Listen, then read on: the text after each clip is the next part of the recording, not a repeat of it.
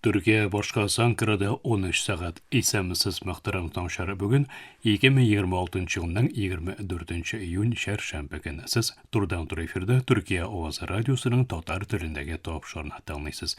Безнең программа 16 метрлы кыска дулкынның 17615 кГц эшләннән Түрксат 3А һәм Түрксат 4А ярышлары белән 3 тапкыр w.trtdinna.com интернет адресы аша һәм кесе телефондарының TRT Dinna кушымтасыннан Voice of Turkey вот ис радио каналыннан тапшыла. Тапшыбызның бүгенге чаралышында соңгы хәбәрләрдән соң Төркиянең милли спортчылары программасы белән кызыклы темалар язмасын тәкъдим итәрбез.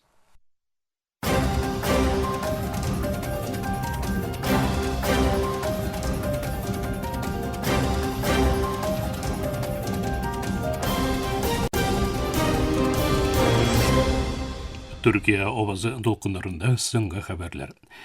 Анкарада Асылсан Түрк соклану şirketінің Гөлбашы құрылмаларына барган Польша илбашы Король Навродский Түркия белән Польша арасындагы соклану сәнәгате хезмәттәшлегенең бик мөһим булуын әйтте. Ике елның дистә еллар буе стратегик уртак буларак бер-берсенә бәйле булуына басма ясаучы Навродский 2025 елда имзаланган килешүдән соң Польшаның Түркия белән тагын да көчлерәк иттифак төзергә әзер булуын белдерде. Навродский Асылсанны Түрк кораллы көчләренең ярдәме белән төзелгән нигезле, көчле şirket дип бәяләп, Польшаның Түркия соклану şirketi белән диалогны дәвам итәргә һәм тәҗрибә белән уртаклашырга әзер булуын искәртеп узды.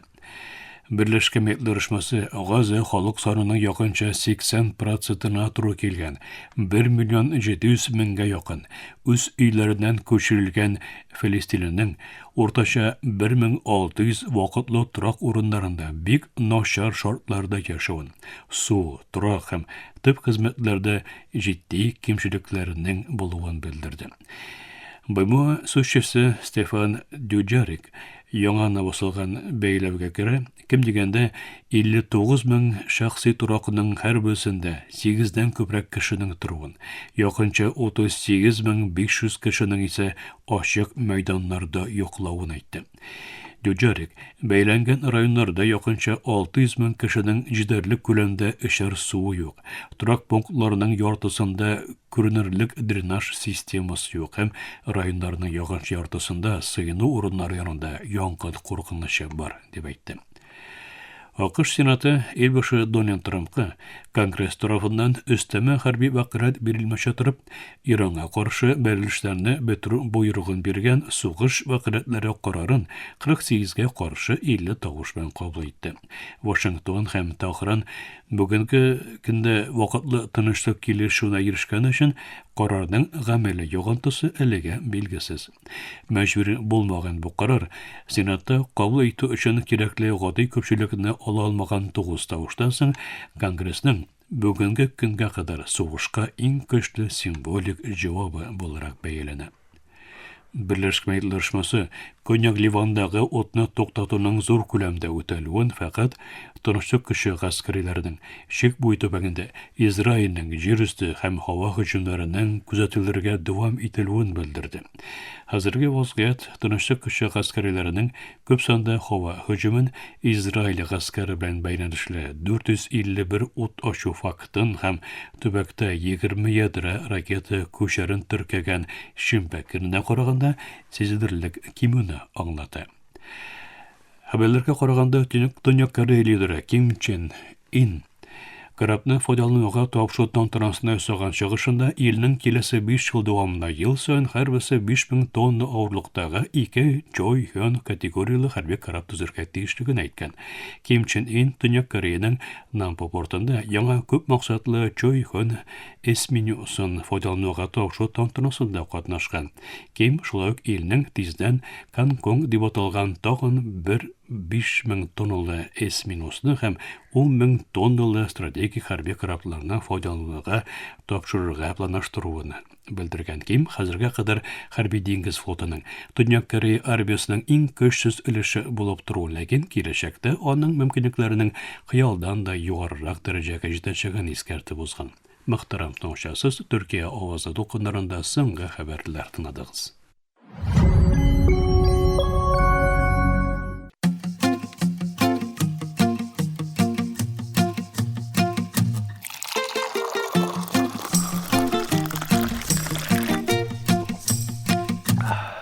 Мөхтәрәм тыңлаучылар, бүгенге тапшыруыбызда без кышкы айларда һәм бер ел фасылыннан икенчесенә күчкәндә еш кына кулланган үлән чәйләре турында сүз алып барабыз. Көтелмәгән һава шартлары һәм кинәт кенә үзгәргән температура тирбәнешләре белән очрашканда, сез мөгаен мин кайнар үлән чәе эчәм, ул ярдәм итәр дип уйлыйсыздыр әйеме? Ләкин бу чәйләрне дөрес кулланабызмы дип уйлаганыгыз бармы? Катнаш чәйләр куркыныч булырга мөмкинме? ТРТ хәбәр каналы бу һәм башка сорауларны доцент доктор Зөлфия Гөлгә сорады. Әйдәгез, белгеч нәрсәләр сөйләгәнен бергәләп өйрәник.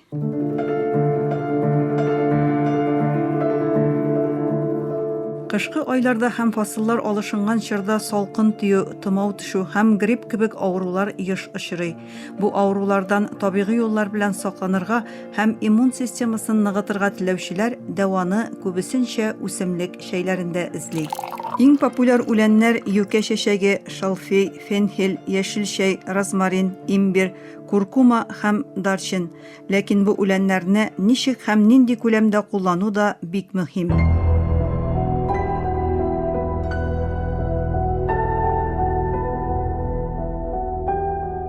Фармаколог доцент доктор Зөлфия Гөл югары сулыш юллары авыруларында еш кулланыла торган үлән чәйләрен дару дип кабул итмәскә кирәклеген ассызыклый. Аның әйтүенчә, үлән чәйләрен авыруның башлангыч стадияларында саугуга ярдәм итү өчен кулланырга була. Үлән чәйләре иммун системабызны ныгытырга ярдәм итә ала, чөнки алар антиоксидантларга бай, ягъни аларда организмнан токсиннарны җыеп чыгара торган молекулалар бар. Ләкин авыру көчәйгәннән соң бу үләннәрдән артык күп мөгъҗиза көтмәскә кирәк. Чәй белән дару эффектына ирешү мөмкин түгел. Аларны бер кайчан да даруны алыштыручы дип санарга ярамый ди ул.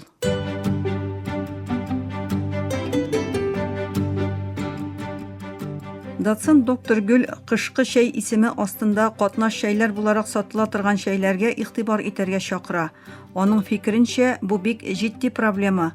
Ул безгә бу катнаш чәйләрне кем әзерләвен, аларда һәр үләннең нинди нисбәттә булуын белмәвебезне искә төшерә һәм бу чәйләрне куллануның файдадан күбрәк зыян китерергә мөмкинлеген түбәндәге сүзләр белән җиткерә.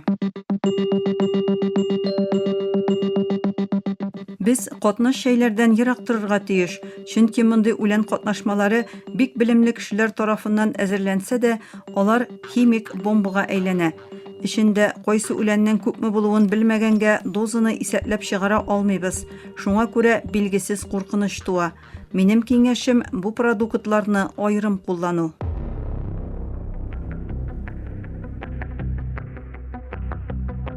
Үлән чәйләрен кулланганда кемнәр нәрсәгә игътибар итәргә тиеш соң? Дөресен генә әйткәндә, хәтта белгечләр дә бу сорауга төгәл җавап бирә алмый. Чөнки һәр үсемлекнең үзенә генә хас химик үзлекләре бар һәм аның дозасы да шуңа карап үзгәрә. Ләкин бер нәрсә төгәл.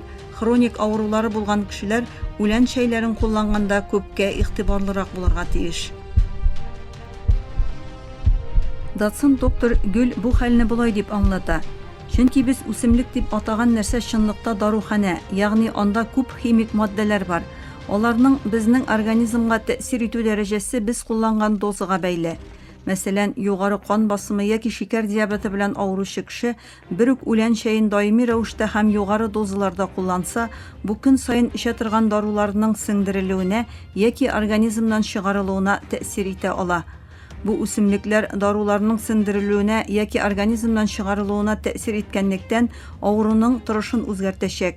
Бу җитди сәламәтлек проблемаларына һәм хәтта кеше гомеренә куркыныч тудыручы нәтиҗәләргә китерергә мөмкин.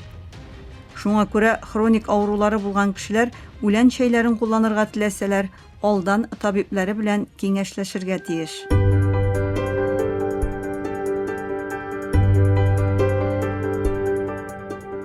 Фармаколог доцент доктор Гөлнең кисәтүләре хроник авырулары булмаган сәламәт кешеләргә дә кагыла. Ул үләнчәйләрен катнашмаларда түгел, айрым кулланырга киңәш итә һәм моны мисал белән аңлата. Яфраклы үсемлекләр күбесенчә төнәтеп әзерләнә.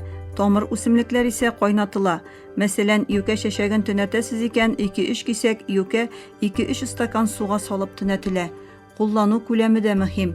Көненә 2 стакан эчү норма санала. Фармаколог Гөл екле хатын-кызларга да айрым тукталып булай ди. Чөнки бу шәйләрдә бик күп төрле үлән бар. Һәр үсемлек төрле химик матдәләрне үз эченә ала. Бу химик матдәләрнең йөклелек вакытында анага һәм балага ничек тәэсир итәчәген белмәгәнгә, мондый шәйләр бик куркыныч санала.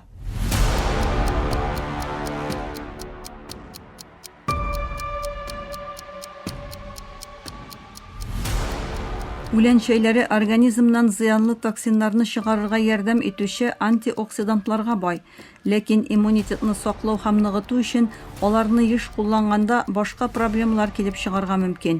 Чөнки артык күп антиоксидант та зыянлы. Доцент доктор Гөл бу зыянны булай дип аңлата. Антиоксидант дигән матдә токсинга ябышып, аның белән бәйләнеш барлыкка китерә һәм аны чыгаруны җиңеләйтә. Без артык күп антиоксидантны кулланганда берникадәр вакыттан соң алар үзләре дә токсиннар кебек эшли башлыйлар, ягъни организмга зыян китерә башлыйлар. Бәйләнеш барлыкка китерү сәләте көчле булганга күрә, алар күбәйгәч безнең молекулаларыбызга ябыша башлый. Алар безнең мөһим ферментларыбызга, аксымнарыбызга, аминокислоталарыбызга тоташалар. Нәтиҗәдә алар да үз вазифаларын үти алмый. Бу күзәнәк структурасының начараюына китерә.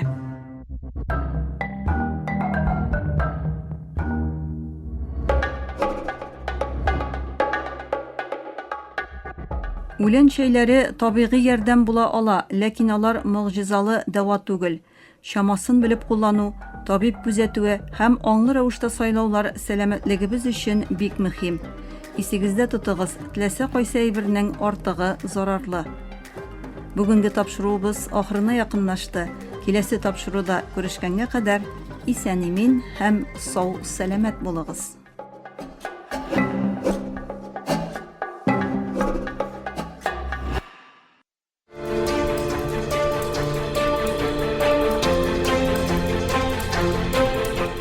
Төркиянең милли спортчылары.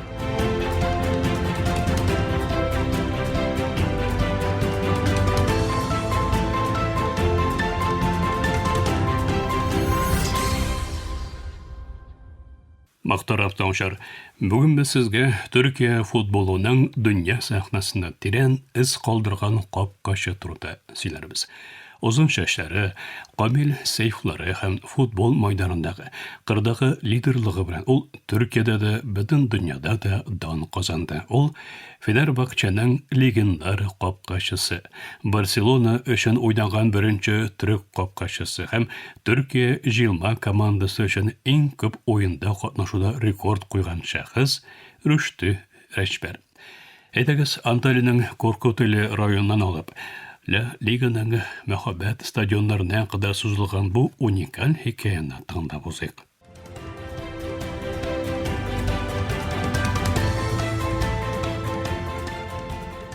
Рүштү Рәшбәр 1973 елның 10 майында Анталиянең Коркутели районының Küçük Köy авылында туган. Әтисе кибет ашып Коркутелегә күченгәч, Рүштү үзешчән мөхиттә футбол уйный башлады. Ул үзенең беренче лицензиясын Коркутели Хәвәскәр такымында чакта алды. 1985 елда футбол карьерасын Дәм Респорда дәвам иткән Рүштү гаҗәеп бер деталь белән аерылып тора. Ул карьерасын һөҗүмче буларак башлаган, ләкин аның буй узынлыгының өстенлеген аңлаган тирә-юньдәгеләрнең юнәлеш бирүе белән 1989 елда капкачы урынына күчә.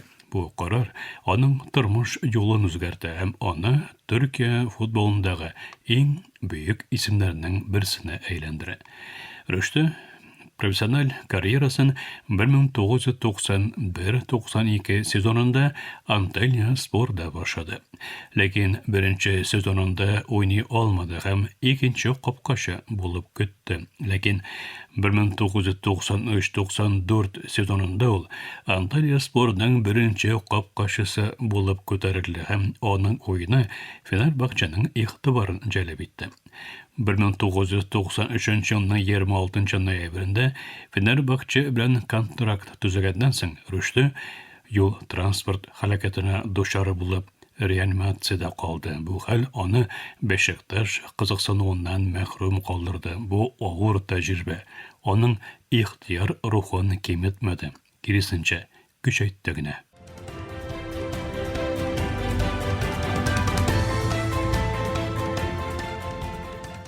Фенербахчедәге беренче сезонында алмаш резерв позицияда башлаган Рүштө 1994 елның октябрь айында беренче капкачы Энгин Эпек улының җәрәхәтләнүе аркасында футбол кырына чыкты һәм шуннан бирле башка беркайчан да беренче капкачы торышын ташламады. 1995-96 сезонында Фенербахче белән беренче лига чемпионын җиңгән Рүштө командасының шул сезонда лигада иң әз гол үткәргән такым булуында мөһим роль уйнады. Аның гаять зур сейфлары, саклануны оештырудагы лидерлыгы һәм аеруча соңгы елларда Чемпионнар лигасында Манчестер Юнайтедка каршы кунак ойында 1-0 исәбе белән җиңүдәге тарихи уйны аның исемен Төркия футболы тарихына алтын хәрефләр белән язып калдырды. Фенербахчеда 2 айрым чорда барлыгы 294 лига матчында катнашкан Рүштө команда тарихында иң күп чыгыш ясаган икенче капкачы булды. Шулай ук 2001, 2004, 5 һәм 2006-7 сезоннарында чемпионатларда да җиңгән Рүштө Фенербахчеда топлам 4 лига чемпионлыгын казанды.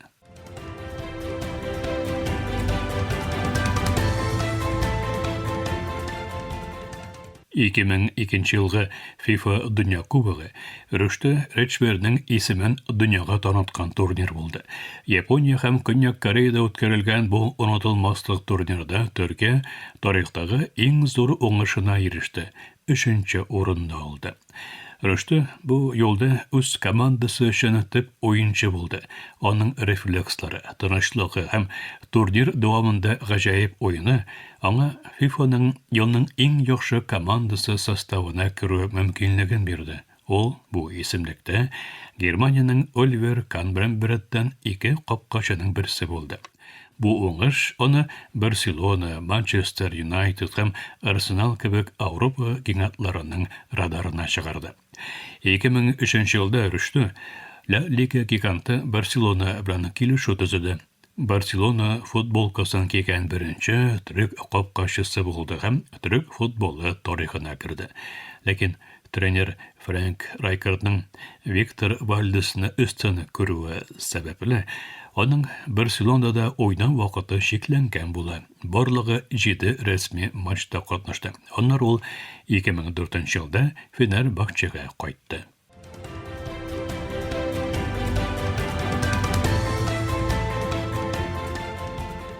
2007 елда Рүштө Төркия футбол тарихындагы иң гаҗәпләндергеч трансферларның берсен кичерде. Күп еллар дәвамында капкасын саклаган Фенербахче клубыннан үзенең төп көндәше Бешикташка күчте. Кара ак футболка кигән Рүштө үзенең бөеклеген тагын бер тапкыр исбатлады. 2008-9 сезонында легендар капкачы Бешикташ белән Суперлига чемпионы булды. 2010-11 сезонында ул командасын Төркия кубогына алып килде. Өстәвенә ул өстәмә вакыт һәм пенальтиларны да кертеп, бөтен 120 минут уйнады. Бешикташ елларында иң күп тилешелгән мизгилләрнең берсе аның Чемпионнар лигасында Манчестер Юнайтедка каршы матчтагы уены. Алар анда кунак уенында 1-0 исәбе белән җиңделәр. Шул кичне ул BBC Sport тарафыннан матчның иң яхшы уенчысы итеп сайланды. Futbol Жилман командасы белән 120 матчта катнашкан Рөштө Рәчбер Төркиянең тарихта иң күп форма кигән футболчысы титулына ия. 18 тапкыр милли команда капитаны булган Рөштө 2005 елның 26 мартында Албанияга каршы 100-нче халыкара матчын үткәрде. Ул Төркиянең 2002 елгы Дөнья Кубогы һәм 2008 елгы Авропа чемпионатының ярым финалына чыгуына өлеш кертте. Футбол легендасы Пеле тарафыннан аның FIFA 100 исемлегенә, ягъни исән булган 100 иң бөек футболчы исемлегенә кертелүе һәм 2003 елда дөньяның 3-нче иң яхшы капкачысы булуы аның югары халыкара дәрәҗәсен ачык итеп күрсәтә. 2012 елның 1 июлендә актив футбол карьерасын тамамлаган Рөштө соңгы уеннан 39 яшендә 2012 елның майында Финляндиягә каршы дусларча матчта үткәрде. Төркия футболына өлеш кертү теләге белән ул 2013 елның августында Төркия милли командаларының генераль координаторы вазифасын башкара башлады. Соңрак ул шулай ук ТФФ, УЕФА футбол үсеше координаты булып та эшләде. Бүгенге көндә Рөштө үзенең элеккеге тәҗрибәсе һәм белән шәхси телеканалда футбол комментаторы буларак экранда уртаклашуын дәвам итә. Аның тарихы легенда, достан. Ул Коркут иленең кечкенә авылларыннан алып, Европаның иң зур стадионнарына кадәр, аннары Төркия футболында хезмәт күрсәтүнең яңа дәрәҗәсенә кадәр сузыла.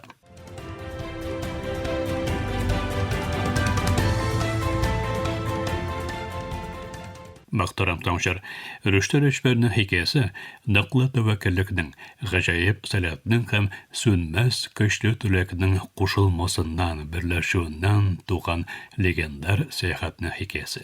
120 халыкара чыгыш. Бу өлкәдә Төркия рекорды. 4 Фенербахче чемпионаты, 1 Бешикташ чемпионаты, 2002 елгы Дөнья Кубогы йолдызлар командасына сайлану, FIFA 100 исемлегенә керү һәм Барселона өчен уйнаган беренче төрек капкачысы булу. Рөштө Рәчбер тарихта төрек футболы дөньяга биргән иң бөек капкачыларның берсе буларак мәңгегә үз орнын саклаячак. Biz аны мәхәббәт, хөрмәт һәм горурлык белән сәламлыйбыз. Төркия авазы докуннарында киләсе очрашуларга кадәр исән иман булыгыз.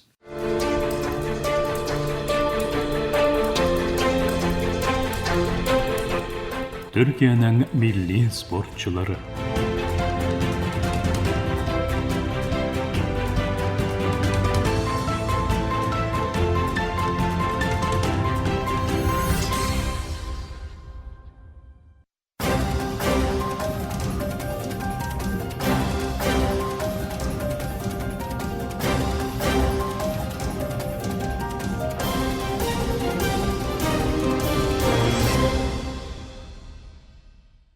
Мактарам таңышар, Төркия авазы радиосыдагы татар төрендәге тапшылары шушының белән ахырына якынлашты. Безнең программа һәр көн Төркия һәм Казан вакыты белән көндезге сәгать 1дә 16 метрлы кыска тулкынның 17615 килогерц эшлегеннән Төрксат 3А һәм Төрксат 4А ярышны белән 3 тапкыр w.trt.dinna.com интернет адресы аша һәм кесе телефоннарының TRT Dinna тыңла кушымтасыннан Voice of Turkey What East радио каналынан тапшыла. Ярты сәгатьлек тапшырыбызның кабатлавын Төркия һәм Казан вакыты белән сәгать кичке 8нче артыда 42 дәрәҗә көнчыгыш юнәлешендәге Төрксат 3А һәм Төрксат 4А ярышлары белән 3 тапкыр w.trt.dinna.com интернет сәхифәсе аша Вот Вес радио каналынан тыңлый аласыз.